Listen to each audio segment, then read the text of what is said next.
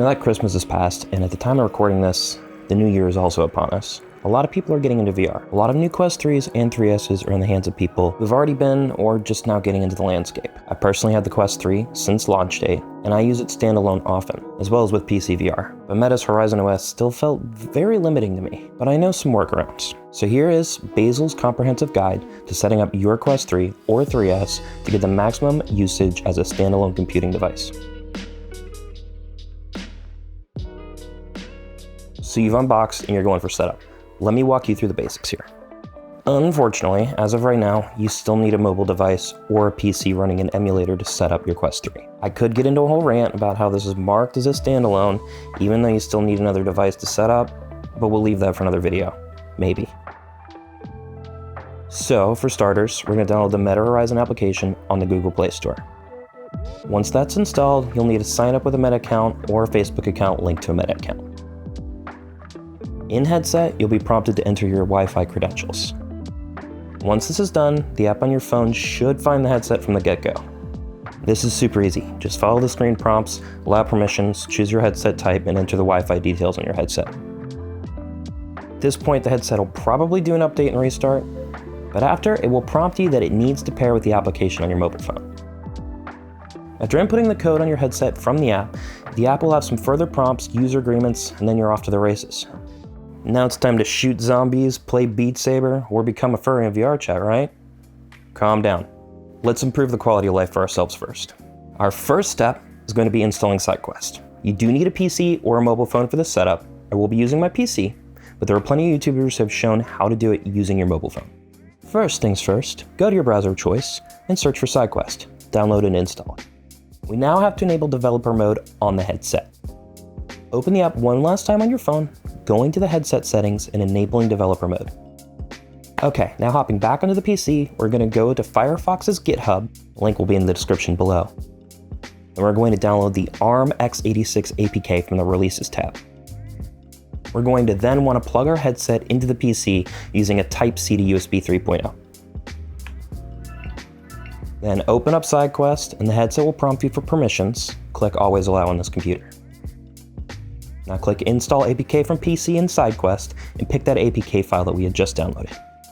You'll see a green pop-up in the lower right saying that we successfully installed FireFox APK on our headset. Now before you hop off the PC, there's one last thing we're going to want to sideload onto the headset, which is going to be SideQuest itself. This will allow you to download new apps and third-party games. Now, click the link in the description of this video. Once you're there, hit Sideload Now and it'll install. Now create a SideQuest account and we can link our app and headset to SideQuest. Open SideQuest, follow the prompts, enter the code, and you're linked.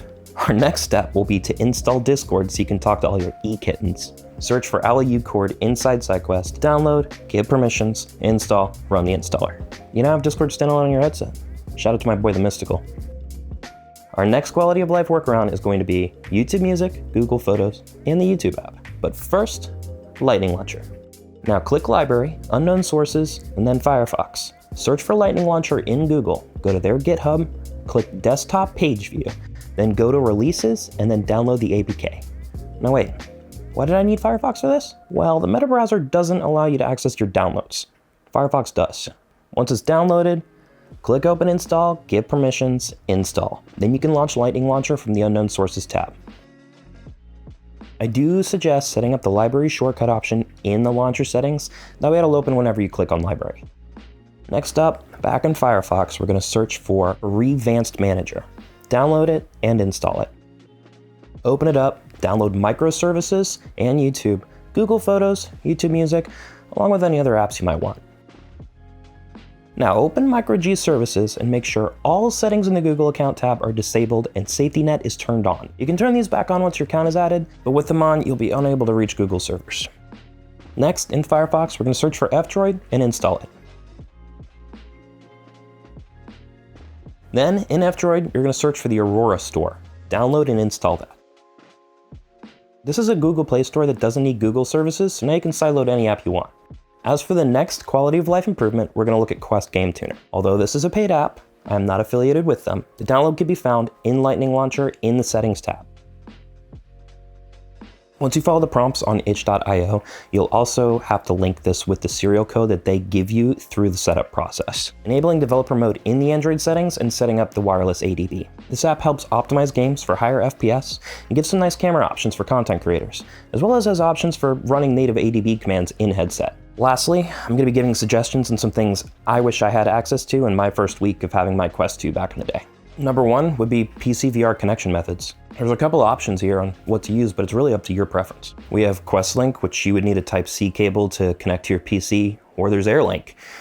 Both are Meta product options and will require you to be on the same Wi-Fi network and have the Meta app installed on the target PC. There's also third-party options, Virtual Desktop, which is my daily driver, and then Steam Link. Both can be found in the Meta store.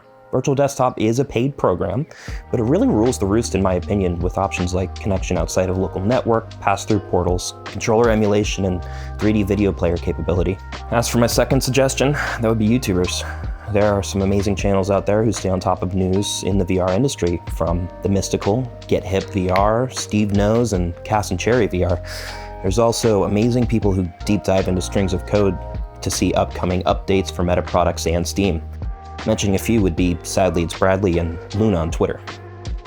There's also like this existentialist view I love from ThrillSeeker. His videos are always a deep dive into the realm of VR kind of as a whole. And his partner Phia, who covers how to have fun and explore with your headset. As for entertainment, Habbie always gives me a chuckle or two. There are so many great content creators within the VR space, and it's personally been exciting to see it grow throughout the years. So if you're watching this video, I want to say thank you for helping push the VR industry, and welcome to the metaverse. We're glad to have you.